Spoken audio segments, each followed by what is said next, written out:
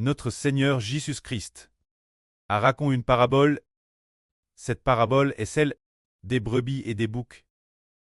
Alors cette parabole parle de tous ceux qui appartiennent au Seigneur Christ. Ceux-ci ceux qui pour le Seigneur Jésus-Christ travaillent dur. Quel point ils sont précieux. Pour le nom du Seigneur Jésus, ceux qui parcourent le monde, de telles personnes, si les gens traitent avec bon ceux qui, pour le nom du Seigneur, endurent des souffrances, ceux qui les traitent avec bon, le Seigneur leur donnera la vie éternelle. En partage, le Seigneur Jésus a dit une telle parabole du royaume des cieux, en disant, quand le Fils de l'homme dans sa gloire viendra, toutes les nations et tous les peuples se rassembleront devant lui. Alors il les séparera les uns des autres. Tout comme le berger sépare les brebis d'avec les boucs. Il mettra les brebis sa droite et les boucs sa gauche.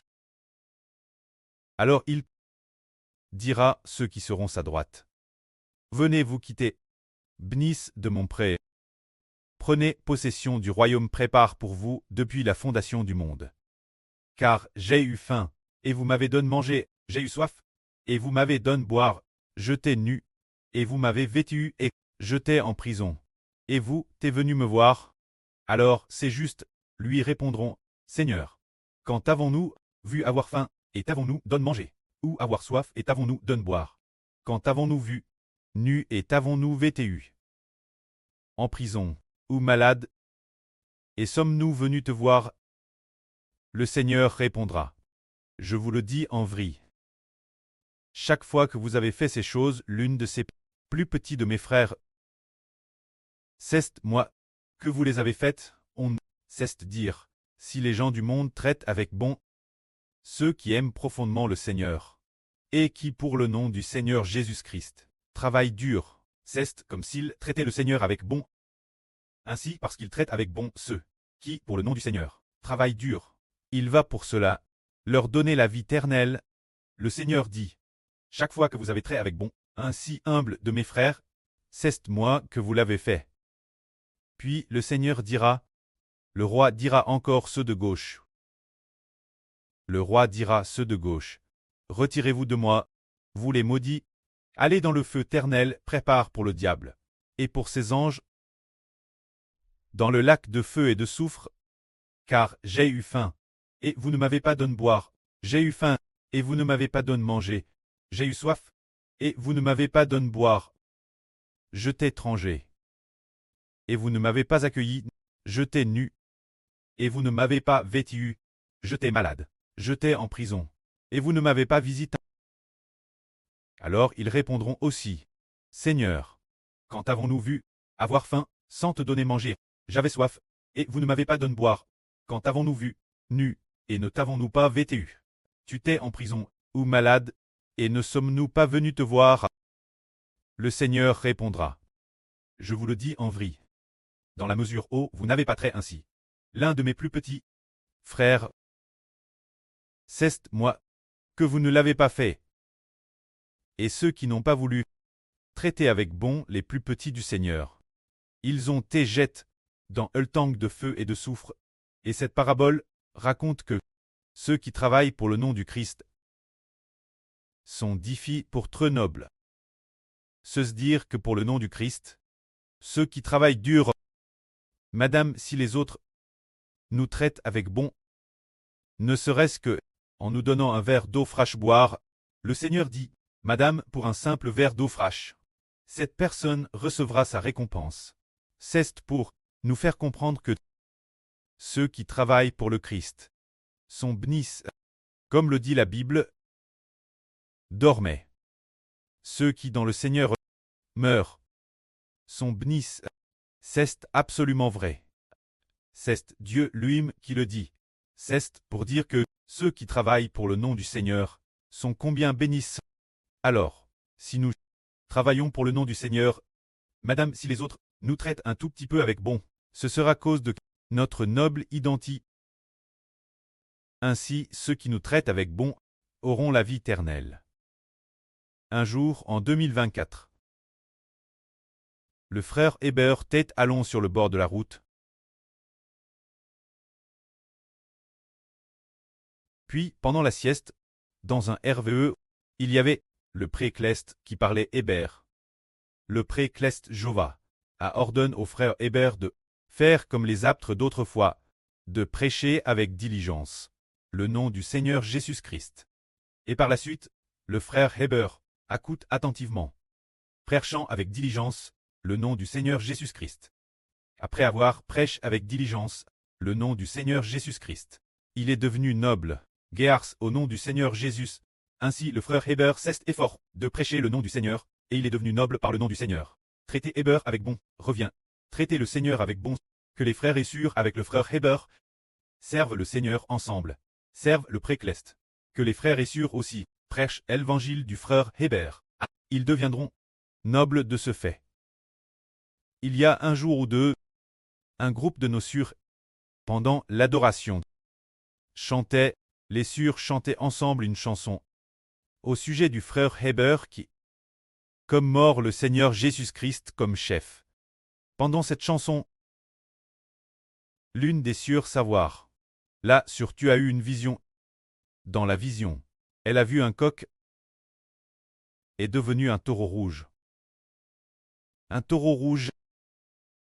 Alors, messieurs, je ne sais pas ce que cela signifie. Ce qui signifie que, l'origine, une personne t'est ordinaire, comme si elle t'est aussi noble, mais pas au point de très extrêmement noble, mais elle t'est, quand Madame considère comme Thérèse, noble. Il t'est noble, comme un coq. Se dire de devenir Cleste. L'un des 144 Zourozoro. Ce qui signifie, mais il est devenu, faisant tout son possible pour devenir le chef commémorant le sacrifice du Seigneur Jésus-Christ. Finalement, il t'est noble, comme un taureau. L'origine se n'était qu'un coq. Puis c'est devenu un taureau. Un taureau rouge, cela fait référence au fait que, cela préfigure que, le frère Hébert, l'origine peut être pas fortement TRS noble bien que noble, mais parce qu'il a fait tout son possible pour cette affaire de sacrifice et de souffrance pour le Seigneur, et d'expliquer le salut du Seigneur, il est finalement devenu noble au point de devenir le grand prêtre. Ce taureau, c'est le grand prêtre.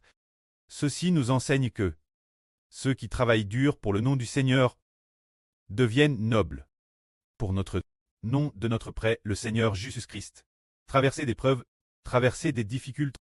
Le Seigneur Jésus-Christ l'établit comme noble. C'est dire qu'auparavant, le frère Hébert a vu qu'il y avait une pierre qui était composée de deux pierres, étroitement collées ensemble. Plus tard, il a découvert que ces deux pierres préfiguraient le Seigneur et le frère Hébert unis en une seule pierre.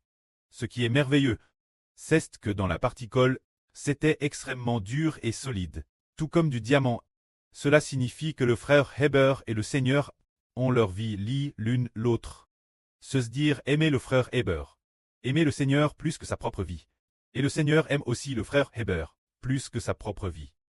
Cette solidité, extrêmement solide, doit nous enseigner que si nous aimons profondément le Seigneur, nous devenons nobles. Travailler dur pour le nom du Seigneur nous rend nobles. Le Seigneur a dit un jour une chose comme celle-ci. Si vous traitez avec bon, c'est qui croit en moi, l'un de ses humbles frères, et ainsi, cause de mon nom, donnez un verre d'eau fraîche. L'un de ses humbles frères, je vous le dis en vrai, Madame s'il ne s'agit que d'un verre d'eau fraîche, cette personne recevra certainement sa récompense. Au propos de quand le Seigneur Jésus a dit qu'il donnerait les CLS du royaume des cieux, Pierre il a dit tout ce que tu liras sur la terre sera li dans les cieux, et tout ce que tu liras sur la terre sera li dans les cieux. C'est dire que ce que nous faisons sur la terre, aux yeux du pré-Cleste et du Seigneur, qui vaut ce qui est fait pour Dieu et le Seigneur Christ. Aux yeux du pré-Cleste, nous sommes extrêmement nobles, et aux yeux du Seigneur, extrêmement nobles. Dans la Bible, il est part des enfants Cleste. Lorsqu'il est part des 144 Zourozorzo personnes, il leur est dit ceux qui ont part la première résurrection, combien ils sont heureux et saints.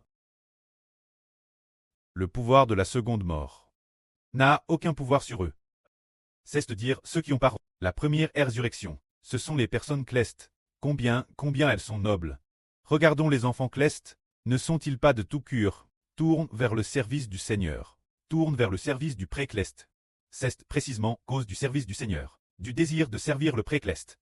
Le pré afin de nous enseigner, pour nous faire comprendre que servir le pré-cleste, que ceux qui servent le Seigneur sont nobles.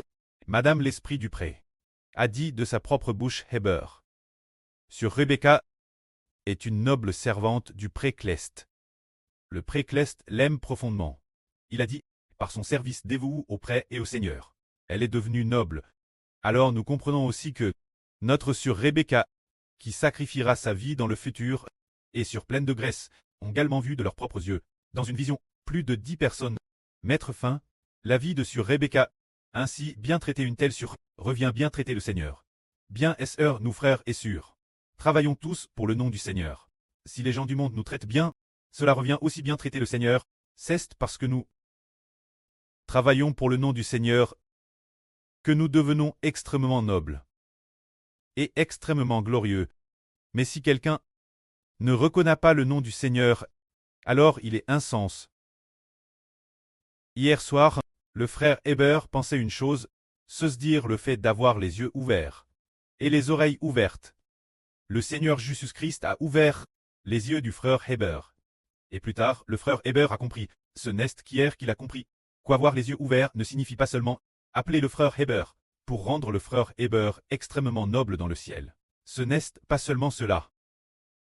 Avoir les yeux ouverts signifie permettre au frère Héber de voir. Celui qui a ouvert les yeux du frère Héber a de permettre au frère Héber de voir qu'il est le Seigneur, qu'il est tout pour le frère Héber. C'est le frère Héber. Les yeux du frère Héber voient que celui-ci est le Seigneur d'Héber, et que Héber doit vivre pour lui. Il est le Seigneur du frère Héber. Ceux qui voient avec leurs yeux, dans n'importe quelle circonstance, doivent reconnaître que celui-ci est le Seigneur. C'est cela avoir les yeux ouverts. Se dire reconnaître, savoir, reconnaître que Jésus est le Seigneur. C'est cela avoir les yeux ouverts, et avoir les yeux fixes chaque instant, uniquement sur le Seigneur, sur rien d'autre. Avoir les yeux fixes uniquement sur le pré-cleste et le Seigneur. C'est cela qu'on appelle avoir les yeux ouverts. Alors un aveugle qui conduit un aveugle signifie que, si cette personne ne voit pas que Jésus est le Seigneur, alors elle est aveugle, et n'a plus l'espérance de la vie éternelle, mais si ses yeux voient que Jésus est le Seigneur, alors cette personne vivra pour le Seigneur. Alors cette personne, combien elle est noble, il n'a Dieu que pour le Seigneur Jésus. Avoir les oreilles ouvertes. Avoir les oreilles ouvertes signifie que cette personne sait dans ses oreilles qu'elle peut entendre que Jésus est le Seigneur. Tout ce qui la concerne est auprès de son Seigneur. Ses oreilles ont déjà été ouvertes. Ainsi elle vit pour son Seigneur, sans aucune obéissance. Elle écoute et accepte tout, sans la moindre rébellion. C'est cela, ce qu'on appelle avoir les oreilles ouvertes. Que la gloire soit auprès et au Seigneur. Amen.